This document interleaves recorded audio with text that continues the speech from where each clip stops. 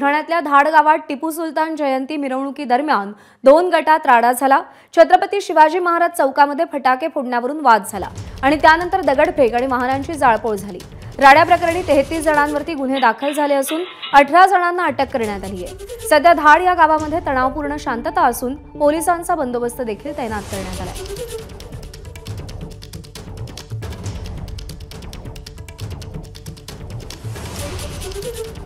काल धाड या ठिकाणी रात्री 9:30च्या दरम्यान शिवाजी चौकामध्ये 2 गटांमध्ये फटाके फोडण्याच्या कारणावरून वाद निर्माण झाला आणि यामध्ये जी मारामारी झाली यामध्ये दोन्ही गटाकडून दगडफेक करून काही वाहनांचं जाळून नुकसान करण्यात आलं। तात्काळ पोलीस त्या ठिकाणी पोहोचून आम्ही त्या ठिकाणी कारवाई केली आणि यामध्ये 17 आरोपी मी ताब्यात घेतले। यामध्ये दोन्ही गटांवरून गुन्हा दाखल करण्यात आलेला असून सध्या परिसरामध्ये किंवा या ठिकाणी शांतता आहे।